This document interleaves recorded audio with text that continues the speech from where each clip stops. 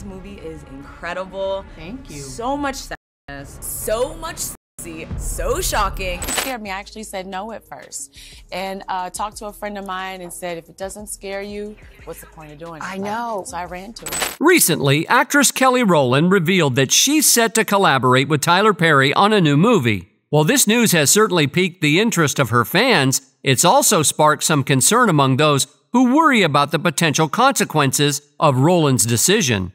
So what's all the fuss about? Let's take a closer look. Tyler Perry is back. This time he's behind the camera for the edgy thriller legal drama Mea Culpa, which is streaming on Netflix. This movie promises gripping storytelling and stellar performances, with Perry himself stating that the show gives Kelly Rowland a platform to showcase her acting prowess. But for me, what was important is that I gave Kelly Rowland this moment to shine as an actress. To shine so that everybody can see how good she is, and take people on this crazy, unexpected ride that twists and twists and makes you go, he said about his casting of Rowland. Tyler Perry is known for creating shows that keep viewers on the edge of their seats, and his new project Mea Culpa is no exception. In an interview with MovieWeb, Perry spoke about the show's potential to take viewers on a crazy, unexpected ride. He also praised Rowland's beauty and on-screen chemistry with her co-star, Rhodes, and hinted at a thrilling experience for the audience. However, Rowland revealed that she initially turned down the role. In an exclusive interview with MovieWeb, Rowland revealed that she initially said no to the part when she found out that it was a steamy thriller. He sent me the script. I saw it was a steamy thriller, and it scared the mess out of me. At first I said no. I called a friend of mine. They said, if it doesn't scare you, what's the purpose of doing it? Rowland then told MovieWeb, so I phoned them back and said yes. Tyler assured me he had me, and would put me, of course, with a wonderful cast. I got Trevante Rhodes, and we had the most amazing time. I could trust Trevante. Perry, who has a long list of acclaimed films to his name, said that Mea Culpa was a different experience than his previous work. He described it as an exploration of the best and worst of humanity, using the steamy thriller genre as a vehicle for telling this story. Rowland agreed, saying that steamy thrillers have always been something to gravitate towards. She claimed that the sensuality and mystery of these types of films would create a unique experience for the audience.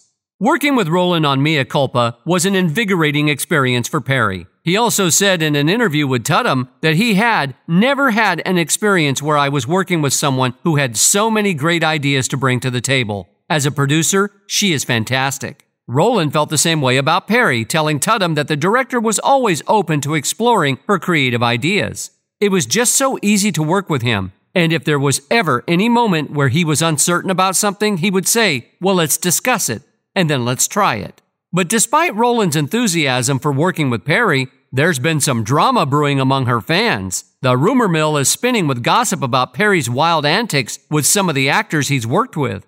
Rumor has it that Perry was being accused by some straight guys of pushing them to perform gay roles in movies, making them uncomfortable and exploited. Talking about this, actor and voice coach Brandon Jay disclosed on TikTok that working on just one episode of Perry's Meet the Browns was an exceptionally challenging experience for him. According to Jay, a day on Perry's show set is more drastic than the typical one-episode shoot. The actor says episodes are usually shot in 1 week. However, at Tyler Perry Studios, they're shot in 1 day. In addition to the tight shooting schedule, Jay accuses Perry of making last-minute changes to the scripts the actors had to memorize before each shoot. Jay had auditioned for and was playing the role of Jeffrey, a stout high school teenager who was being bullied at school. The actor picked up on Tyler Perry's dissatisfaction with the original script, leading to a frenzy as everyone scrambled to learn new lines on the fly. On the spot, Perry embarked on a spontaneous mission to rewrite the entire script, personally feeding the lines to the actors. According to Jay, Perry threatened to fire anyone who couldn't keep up. But the surprises didn't end there. While Jay hustled to master the new lines, Perry suddenly decided to change Jay's character, making him gay and romantically interested in his high school bully. Definitely not what Jay had auditioned for. In the second part of the video, Jay spills that the first thing he did was call his agent, who advised him not to accept the role if he wasn't comfortable with it. But after some thought, he decided that the opportunity was too good to pass up. Even though Jay was caught off guard by Perry's decision to make his character gay, he ultimately decided to go along with it. So this is part 2 of my traumatic filming of Meet the Browns. So after Mr. Perry says we're going to change the character and make him gay, I immediately get on the phone with my mom because I'm like, is this customary? Can they just change a character like this? And she didn't really know the answer to that. So she got on the phone with my agent. My agent was like, absolutely not. If Brandon doesn't feel comfortable with playing this character, then he can walk from this because you don't have to do anything that you don't feel comfortable doing. And then they call the casting director. Casting director's on the phone and she's like, hey, I'm not on set today. I hear that they changed the character.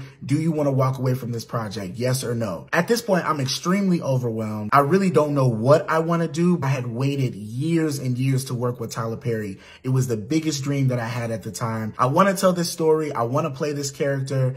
I feel like it's mine and I'm gonna do it. We go on break. I'm sitting in my dressing room and in walks the assistant director. I have an entire new script with all new lines, pages and pages and pages. I have an hour to learn this stuff. I'm literally feeling the pressure right now. It's my first television gig and I don't want to jack this up. Tamala Mann calls me into her dressing room. We're going to run lines together and I'm in her room freaking out. She said, you are here for a reason. You have been placed in this role, in this position at this time because you can do this. You can handle this. She was literally a godsend. After that, I'm feeling good. I'm feeling ready. We go to lunch and we come back from lunch and guess what? They've changed the script again. Scrap the script we just gave you an hour ago. Here's draft 5.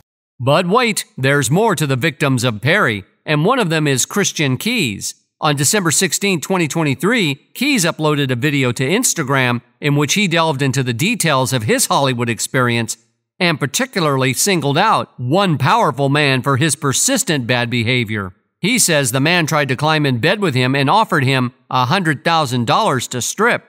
In the video, Keys expressed that he has taken the scenic route in his career after turning down alleged offers to perform in an exploitive manner. He also revealed that he has recordings of the misconduct from over 20 years ago, and he hopes people will believe him when he names the powerful man responsible. On me since 05.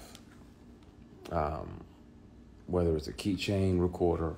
He said holding up a digital voice recorder. Or a pen, because most predators would check your phone. And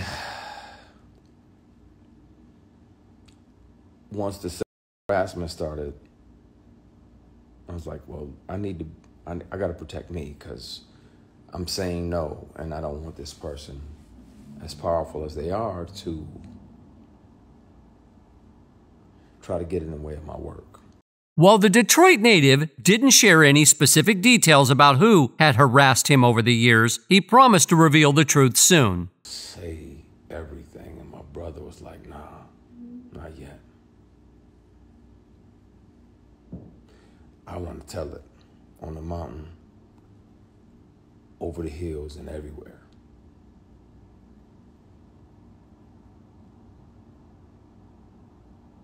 I want to speak on it. And the good news is that they don't even have to believe me.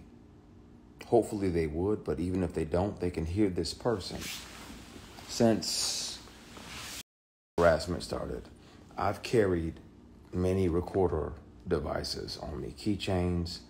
Keys claimed that the alleged harasser felt comfortable in engaging in inappropriate behavior because he believed he had a group of young black men on his payroll who he felt would comply with his requests and show up when he desired. He was claiming, that he had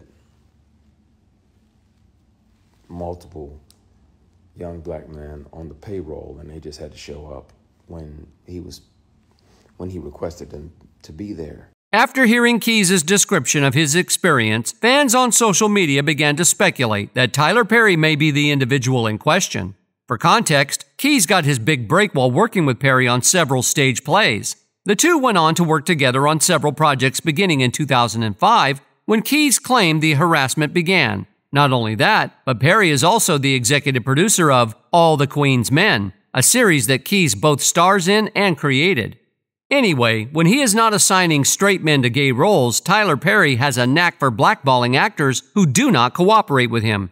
And this is the case with comedian Monique. Comedian Monique recently revealed that she believes Tyler Perry has cost her tens of millions of dollars as a result of a false rumor he started about her. In an interview with the Club Shay Shay podcast, Monique recounted the story of how Perry allegedly told her that he would never do anything to harm her, only to later spread rumors that she was difficult to work with. Meanwhile, Tyler has repeatedly denied Monique's blackballing accusations, which was why she was furious. Do nothing to hurt you, but the conversation kept going on. Only for Tyler Perry to admit he did start a rumor that I was difficult to work with. He lied.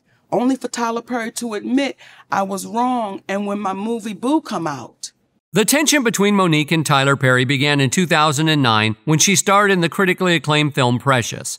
Oprah and Perry, the producers of the film, wanted Monique to do a publicity tour for the film without any compensation.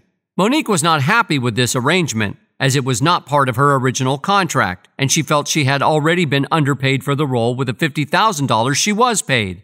She refused to do that. However, Oprah and Tyler didn't react favorably to her rejection. Instead, they began trashing her reputation in the industry, painting her as difficult to collaborate with. Monique spilled the details, saying, "He said to me, 'Monique, you really should consider the stand you're taking, not campaigning for the Oscar.' He said, 'Because if you get nominated, your next movie will pay you between $3 and $5 million. He then said, 'If you win it, you'll get between $6 and $8 million. However, Monique stood her ground, expressing her refusal to work for free.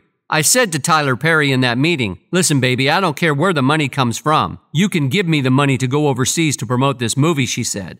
Their disagreement persisted, with Tyler saying, "I'm not in the business of writing checks and giving away money." But she fired back, "Tyler, I'm not in the business to work for free."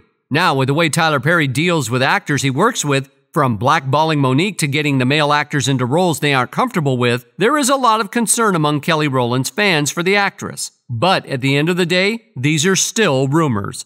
So Kelly Rowland has nothing to fret about yet. That's it for today.